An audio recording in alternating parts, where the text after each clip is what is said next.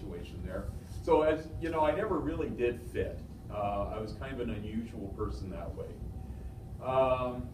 When I was 16, I was very hard-hearted. I remember I was beating up drunks just for kicks. And you know, I never had any pity on the people that I did that to. And part of why I would even do that was just thinking, well, if I got arrested, maybe they'll fix me now. You know, and that was never going to happen. Eventually, I got a very severe addiction to glue sniffing and LSD and mescaline. I went into the adult system back in those days. The adult age was 16. That was a huge shock. I remember, I think I was about 1 month after my 16th birthday, or it might have only even been a week. I think it was the end of October 1984. I got arrested for trying to steal a car, and the owner of the car, I tried to hit him with a chain.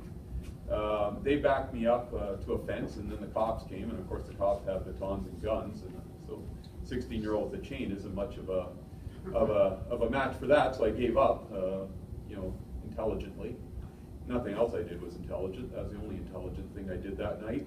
But I remember when I hit the Exeter Road Detention Center, when I used to go into juvenile, they were all soft. They were all, you know, let's give you your chocolate milk. After I tried to take the life of this woman at a police station, they gave me chocolate milk. That was my punishment. When I hit the adult system, all the guards were cold. They were very cold. And then they put me in a cell that was concrete. And I just bawled my eyes out. I remember that. And I was still very strung out from the glue sniffing. So because I was crying and scared, they threw me in segregation. And I remember laying in the segregation, and these gigantic wasps, it was a hallucination, were flying on my roof and then landed beside me, and I just screamed. And now if you screamed in the juvenile system, every social worker would come running to see what your problem is. The guards didn't care. You know, I went into the bullpen one day to go to court, and I got beaten up. And then at that point, I realized just how different this was. But you know, it was too late because I was already institutionalized. I was already a habitual thief. I had no job skills. Didn't even have a concept on how to get a job. So the only thing I knew how to do was steal. And when I got out, that's what I did. I stole and I did drugs. Finally, this social worker took a bit of an interest in me. He was 18 years old. I was 18 years old. He was a very intelligent guy. He was a very intelligent leftist, and he liked me because I could talk about left-wing things, and I could talk about issues other than maybe the Saskatchewan Rough Riders and pot and getting laid. You know, the usual run of the mail. You know, I could talk about politics, and it was his politics. So he decided he was going to fix me, and he meant well. He meant well, but he was almost as lost as I was.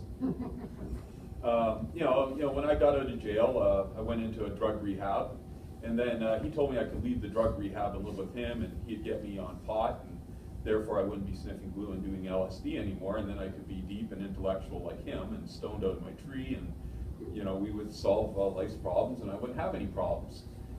He was a drug addict, and he didn't know it, and it's a great myth today that marijuana isn't addicting. I saw how much money he spent on it. Indeed, I saw how much I spent on it. And if you do it every day, you are addicted to it, and it is harmful.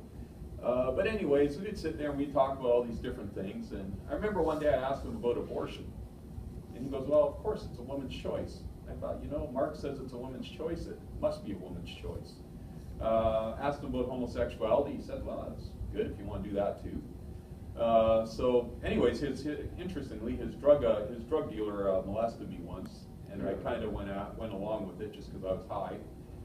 And that left a great sense of dirtiness inside of me. And then I said, you know, I don't even want to live. I don't even want to live with myself like this. So that day actually cured me of atheism. I took 25 hits of LSD. I bought 50 hits, gave 25 to a friend of mine.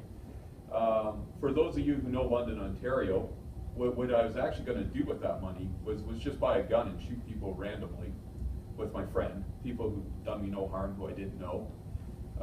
Thankfully, this guy came with this massive amount of LSD, and then I said, well, instead of doing that, why don't we just blow our mind, and that way we don't have to deal with reality anymore. And my reality